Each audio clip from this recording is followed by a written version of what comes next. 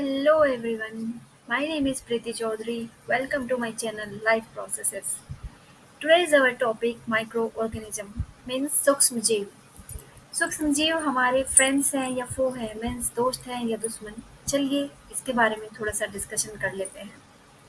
Let's get started with our topic microorganisms, friends and foe.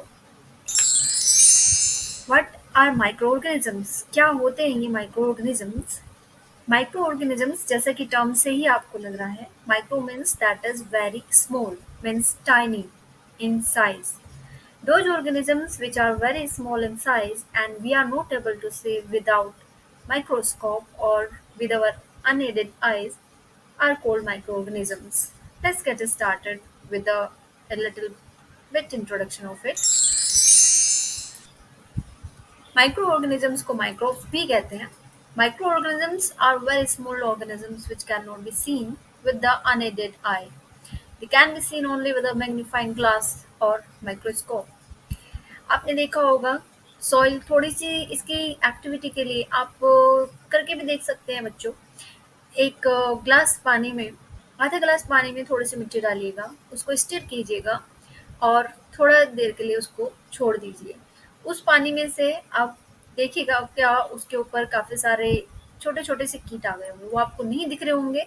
आप उसे magnifying glass से देखेंगे तो आपको उसमें बहुत छोटे-छोटे जीव दिखेंगे.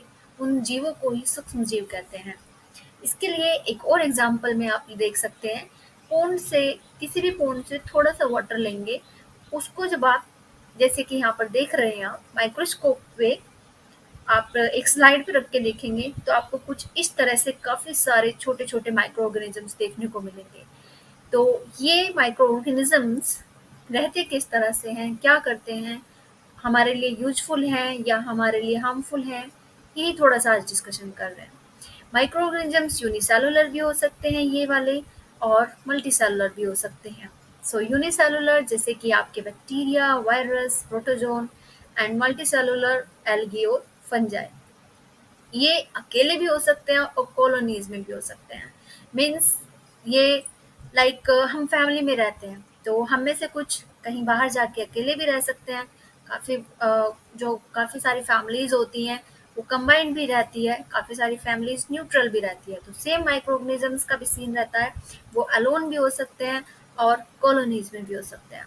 So microorganisms are found in all kinds of environment, like they can exist in ice cold climate, hot spring, deserts, marshlands, etc. They are also found in our body also. हमारी बॉडी के अंदर भी बच्चों micro organisms मिलते हैं. कितनी तरह के होते हैं ये माइक्रो ऑर्गेनिजम्स. मेनली इनको 4 टाइप से डिवाइड किया गया है. Bacteria, fungi, algae and protozoans. Virus भी माइक्रो ऑर्गेनिजम्स ही है लेकिन ये बाकी अदर माइक्रो ऑर्गेनिजम्स से थोड़ा अलग है क्योंकि इसको रिप्रोड्यूस करने के लिए होस्ट ऑर्गेनिज्म की रिक्वायरमेंट पड़ती है जैसे कि बैक्टीरिया, प्लांट्स या एनिमल्स. बिना होस्ट ऑर्गेनिजम्स के ये अपनी बॉडी को रिप्रोड्यूस नहीं कर सकता. इसके बायोकेमिकल प्रोसेसेस बिना किसी होस्ट ऑर्गेनिजम्स के कंटिन्यू नहीं कर सकते. तो बिना होस्ट ऑर्गेनिजम्स के ये एक तरह से क्रिस्टल की तरह रहता है out side of the host organism. जैसे ही किसी लिविंग ऑर्गेनिजम्स के कांटेक्ट में आता है ये उस लिविंग ऑर्गेनिजम्स के जो भी बॉडी सिस्टम्स हैं उसको कंट्रोल करके अपने बायोकेमिकल प्रोसेसेस को भी कंटिन्यू करता है. तो इसीलिए ये बाकी अदर माइक्रो ऑर्गेनिज्म से हम इसको अलग रखते हैं. कोरोना वायरस का एग्जाम्पल हम यहाँ पे डिस्कस करेंगे इन आवर लेटेस्ट स्लाइड्स. कुछ एग्जाम्पल्स हैं माइक्रो ऑर्गेनिजम्स के जैसे कि हमने कहा बैक्टीरिया, फंजाई, एल्गी, प्रोटोजोन्स. तो एल्गी में क्लेमाइडोमोनास, स्पाइरोगायरा एक्सेट्रा. फंजाई कुछ फंजाइज जैसे कि bread mould, penicillium, aspergillus etcetera. Protozoans में amoeba is the most common example, paramecium etcetera. Let's get have a look of these pictures like virus. Viruses can be of DNA virus, RNA virus. Means what is their genetic material? On the basis of genetic material, we call them DNA virus or RNA virus. जिन virus में DNA is the genetic material, we call them DNA virus. और उनके envelope में एक तरह से cover उनका जो होगा एनवलप्ड वायरस जिन पर कवर रहता है. सो उनके बेसिस पे, स्ट्रक्चर के बेसिस पे we classified them into three types. Bacteria का एग्जांपल हमने यहाँ पे ई को ले लिया है, which found in our body also. Fungi, penicillin mold, sorry, fungi, penicillin mold, and protist amoeba. ये फंजाई पेनिसिलिन जिससे हमने पेनिसिलियम एंटीबायोटिक भी बनाया है. वायरसेस में कुछ वायरसेस का यहाँ पे आपको पिक्चर्स भी दिया गया है. Have a look over these. आप इन पिक्चर्स को देख सकते हैं कितनी तरह के वायरस होते हैं, और इन वेरिएंट्स की वजह से ही कोरोना टाइम में हमें काफ़ी प्रॉब्लम देखने को मिली, जिसकी वजह से वैक्सीन बनने में काफ़ी टाइम भी लगा. यहाँ पे देखिएगा कुछ वायरसेस के नाम दिए हैं. एडिनोवायरस. एडिनोवायरस एक डीएनए वायरस है with a polyhedral capsid and a fibre at each corner. इसके कॉर्नर पे आप देख सकते हैं कुछ फाइबर्स हैं और प्रोटीन यूनिट्स होती है इसके अंदर, और जो इसका जेनेटिक मटेरियल है दैट इज डीएनए. कैप्सिड इसका कवरिंग है एंड फाइबर्स इसके कॉर्नर्स पे आपको दिख रहे हैं. तो इस तरह के डीएनए वायरस को हम एडिनोवायरस कहेंगे. T even bacteriophage, that is T bacteriophage structure DNA virus with a small polyhedral head and a helical tail.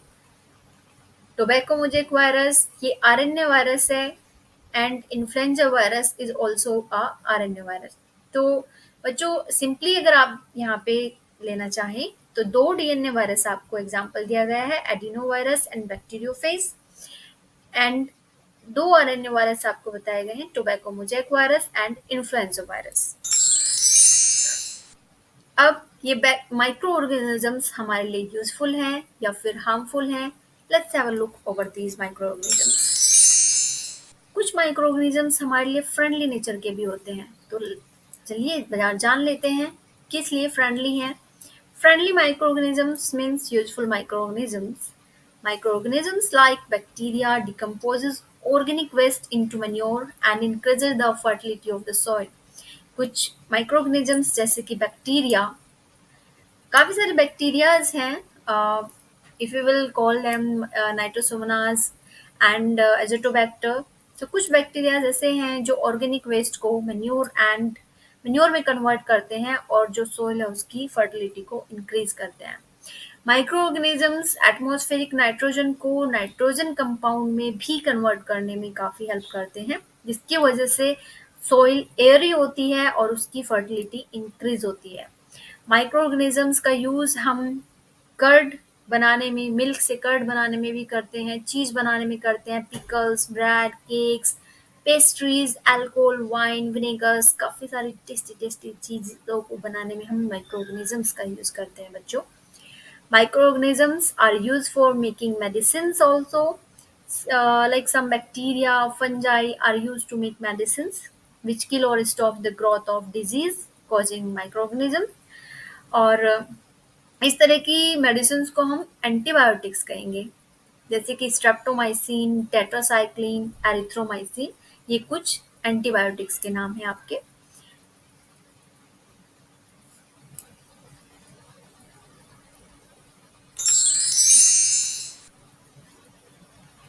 कुछ यहाँ पर और भी यूज दिए गए हैं माइक्रो ऑर्गेनिजम्स के, जैसे कि vaccine, making curd from milk, making alcohol. Vaccination किस तरह से होता है? वैक्सीन्स आर डेड और weakened microbes introduced into the body to produce antibodies. क्या करते हैं बच्चों वैक्सीन्स में? वैक्सीन क्या है? डेड और वीकेंड माइक्रोब ही है, जैसे कि आपको बताया बैक्टीरियाज वगैरह का यूज हम करते हैं यहाँ पे वैक्सीन बनाने में. सो हम बॉडी में एंटर कराते हैं, क्या कराने के लिए? To produce our antibodies. These antibodies protect the body from disease causing microbes and then disease. कुछ डिजीज के नाम जैसे कि जिनके लिए हम एंटीबॉडीज वैक्सीन्स यूज करते हैं to produce our antibodies. Polio, cholera, typhoid, smallpox, hepatitis etcetera can be prevented by taking vaccines. सबसे बड़ा एग्जाम्पल, लाइव एग्जाम्पल जैसे कि मैं बार बार ले रही हूँ आपके सामने, that is corona virus is also prevented and cured by vaccination. Making curd from milk is also a useful is an example of useful microorganisms. किस माइक्रोऑर्गेनिज्म को हम यहाँ पे यूज करते हैं? It's a bacteria lactobacillus. Lactobacillus reproduce करता है milk में और ये हेल्प करता है मिल्क को कर्ड में कन्वर्ट करने में। एक और एग्जाम्पल हम यहाँ पर देखना चाहेंगे, मेकिंग अल्कोहल। एक प्रोसेस रहता है that is called fermentation. Fermentation process में क्या होगा कि यीस्ट एक फंगस है, ये एक माइक्रो ऑर्गेनिज्म ही है जो रिप्रोड्यूस करता है शुगर सॉल्यूशन में and convert it into alcohol. So this process is called fermentation. Over here, some micro beneficial microorganisms like plankton in aquatic system, food, intestinal flora, decomposer microorganisms, and in antibiotics. Let's have a look over harmful microorganisms. Microorganisms are harmful in many ways. काफ़ी काफ़ी मतलब microorganisms ऐसे हैं जो हमारे लिए harmful भी हैं, जिसकी वजह से सबसे बड़ा लाइव एग्जांपल हमारा कोरोना है। उससे पहले हम कुछ और एग्जांपल भी ले लेते हैं। Some of microorganisms cause disease in human beings, plants and animals. So जो डिजीज कोजिंग माइक्रोऑर्गेनिजम्स होते हैं उनको हम पैथोजेंस कहते हैं। और pathogens enters our body through the air. अब ये पैथोजेंस हमारी बॉडी में एंटर कैसे करते हैं? ये हवा के थ्रू भी कर सकते हैं जब हम सांस लेते हैं, और द वाटर वी ड्रिंक और the food we eat, they can also get transmitted by direct contact with an infected person or carried through an animal. किसी एनिमल द्वारा भी कैरी किए जा सकते हैं, लाइक और फूड कोई भी खा रहे हैं हम उसके थ्रू भी जा सकते हैं।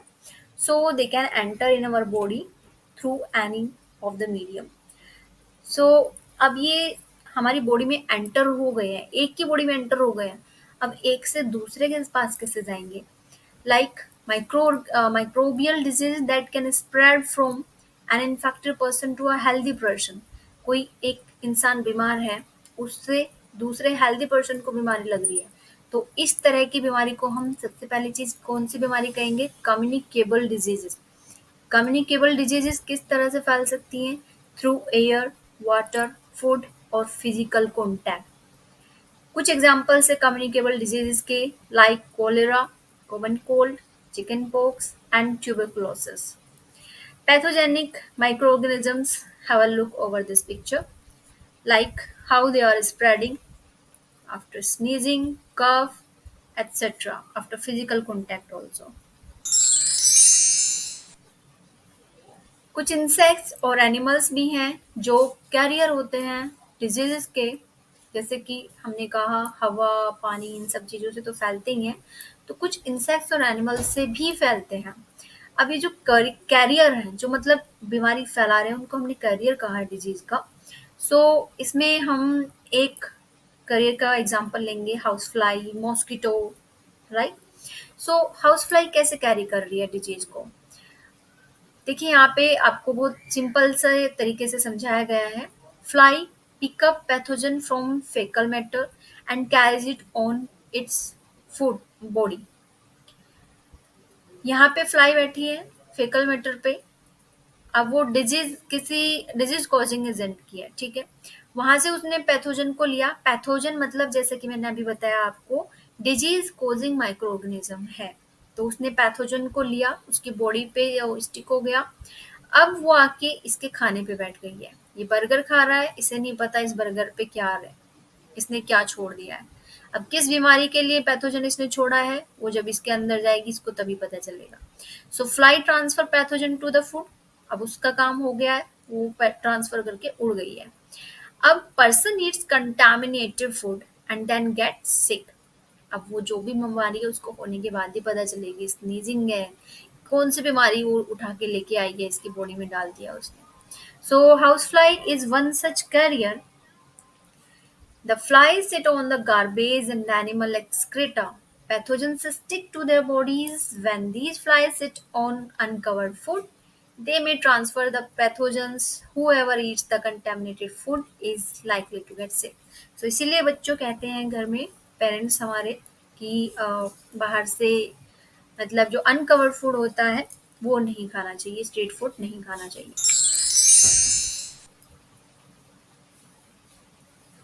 अब दूसरा कैरियर हमारा मॉस्किटो है।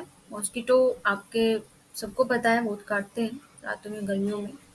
तो अब ये बीमारी कैसे फैलाता है? देखिए बहुत कॉमन सा, आप सो रहे हैं यहाँ पे, infected mosquito bytes uninfected person. किसी बीमार आदमी को काटा, काटने के बाद आया, अपनी बॉडी में पैथोजन लेके घूम रहा है, अब ये सो रही है, इसको काट लिया है, अब इसकी बॉडी में एंटर करा है इसने। अब इसके साइकिल हम नेक्स्ट स्लाइड में डिस्कस करेंगे, लेकिन बहुत सिंपल सी साइकिल है। Infection spreads through body and into red blood cells, और रेड ब्लड सेल से second mosquito bites infected person, mosquito may now transfer infection to another person. अब ये बीमार हो गई है, इसके उसमें पैथोजन एंटर हो चुके हैं, अब इसको जो काटेगा वो भी पैथोजन कैरी करके फिर दूसरे को ट्रांसफर करेगा। सो इस तरह से ये मच्छर, कुछ मच्छरों के भी नाम यहाँ पर दिए गए हैं, जैसे कि एनाफ्लीज और एडीज। सो एनाफ्लीज कौन सी बीमारी के लिए कैरियर है? That is mosquito which carries the parasite of malaria. Aedes female Anopheles है, ध्यान रखिएगा, फीमेल एनाफ्लीज मलेरिया का कैरियर है। और मलेरिया का that is a protozoan disease, plasmodium. So female Aedes mosquito acts as carrier of dengue virus. Female Aedes किसका carrier है? Dengue virus का। All mosquitoes breed in water, hence one should not let water collect anywhere. कहाँ होते हैं, कैसे हमें बचना चाहिए मॉस्किटो की बीमारियों से? एक तो हमें कूलर में पानी इकट्ठा नहीं होने देना है, मतलब जब आप कूलर यूज नहीं कर रहे हैं उसमें पानी इकट्ठा करके मत छोड़िए। दूसरा, अपने आसपास कोई गंदगी मत रखिए, आसपास पानी मत इकट्ठा होने दीजिए। टायर्स वगैरह रखे रहते हैं, पुराने टायर्स, उनमें बारिश वगैरह का, बरसात वगैरह का पानी इकट्ठा हो जाता है, उसको साफ कीजिए। फ्लावर पॉट्स होते हैं, उतना ही पानी दीजिए पेड़ में जितना उनके लिए रिक्वायर्ड है, उससे ज़्यादा मत दीजिए, उसमें मच्छर ही पैदा होते हैं। सो आप अपने सराउंडिंग को क्लीन और ड्राई रखेंगे तो मॉस्किटो से होने वाली बीमारियों से भी बच सकते हैं, क्योंकि मच्छर नहीं भी आएंगे तो फिर उनसे होने वाली बीमारियां भी पैदा नहीं होगी। अब कुछ कॉमन ह्यूमन डिजीज हैं जो कि माइक्रो ऑर्गेनिज्म से होती हैं, जैसे कि हमने कुछ माइक्रो ऑर्गेनिजम्स के नाम लिए थे आपके सामने, तो अब उनसे होने वाली कुछ डिजीज मैंने क्लासिफाई कर दिया है यहाँ पे सभी को विद एन एग्जाम्पल। सो सभी के कुछ एग्जाम्पल्स देख लेते हैं, have a look over this. Bacterial diseases जैसे कि dysentery, plague, diphtheria, cholera, typhoid, pneumonia. Viral diseases common cold, mumps, measles, viral hepatitis, dengue fever, chikungunya, chicken pox, poliomyelitis. और fungal disease में candidiasis and athlete's foot. Protozoan disease malaria, amoebiasis, African sleeping sickness, kala-azar. Helminthic diseases ascariasis, filariasis. अभी हमने सिर्फ example देखे हैं बच्चों, अपने higher standard में लाइक 11 12 9 10, 9 10 से ही आप स्टार्ट करेंगे। इनसे ये इनके जो करियर हैं, ये जो इनके पैथोजेंस हैं, माइक्रो ऑर्गेनिजम्स, वो पर्टिकुलर माइक्रो ऑर्गेनिज्म के भी हम यहाँ पे अपने हायर उसमें इनके एग्जांपल्स देखेंगे, जैसे कि कालाजार लेशमैनिया से होता है, मलेरिया प्लाज्मोडियम से होता है। इस तरह से इनके जो भी पैथोजन है उनके भी हम नाम याद रखने होते हैं हमें। Disease causing micro organisms in plants. अब हमने एनिमल्स का या ह्यूमन बींग का तो डिस्कशन कर लिया कि कौन सी बीमारियां होती हैं। अब कुछ प्लांट्स में भी बीमारियां होती हैं, प्लांट्स भी लिविंग है, और प्लांट्स लिविंग है तो माइक्रो ऑर्गेनिजम्स वहाँ भी पाए जाते हैं, क्योंकि they can exist everywhere, right. So कुछ माइक्रो ऑर्गेनिजम्स ऐसे होते हैं जो प्लांट्स में डिजीज कॉज करते हैं, जैसे कि कुछ प्लांट्स का एग्जांपल अगर लें तो wheat, rice, potato, sugar cane, orange, apple and others. So ये जो माइक्रो ऑर्गेनिज्म से क्या करते हैं डिजीज करने के बाद, उनकी जो यील्ड है, मतलब उनकी जो एक कह सकते हैं अमाउंट है, उसको कम करते हैं, and they control the use of certain chemicals which kill the microbes. So हम क्या करते हैं उनको कंट्रोल करने के लिए, they can be controlled by the use of certain chemicals। और सर्टेन केमिकल्स, अभी आजकल केमिकल्स का कम यूज़ करते हैं, ऑर्गेनिक उसमें बिलीव करते हैं, नेचुरल क्रॉप यील्डिंग में बिलीव करते हैं। सो केमिकल्स के बजाय हम क्या यूज़ कर रहे हैं, that is different topic. So now let's continue, come to the final one, that is coronavirus, जिसकी वजह से बहुत हाहाकार मच चुका है 2019 से, इसीलिए इसका नाम कोविड-19 भी रखा गया है। सभी को पता है 2019 में आया है ये। कोविड-19 इज़ द इन्फेक्शियस डिजीज़। क्यों हम इसको डिस्कस कर रहे हैं? कोरोना वायरस, जैसे कि नाम ही है corona virus, virus causing disease है, जिसकी वजह से हमने इसको नाम दिया है, दैट इज़। और इसके काफ़ी सारे वेरिएंट्स आए हैं, आप भी जानते हैं, जिसकी वजह से वैक्सीनेशन की में इतना डिले हुआ, वैक्सीन बनने में इतना टाइम लगा।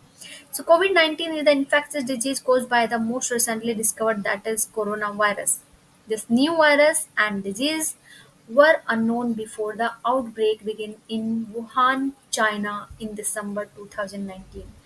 दिसंबर 2019 से पहले ये वायरस अननोन था सभी के लिए, राइट। वुहान में, चाइना में ये बीमारी आई और फिर पूरी दुनिया में फैल गई।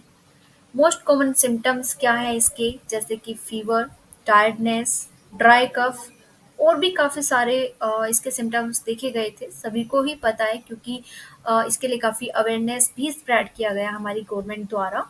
सो जैसे कि सांस में भी प्रॉब्लम होना, और मतलब काफ़ी सारे अलग अलग सिम्पल्स देखे गए, और मतलब जैसे कि काफ़ी सारे अवेयरनेस फैलाए गए कि हम कैसे इससे बच सकते हैं।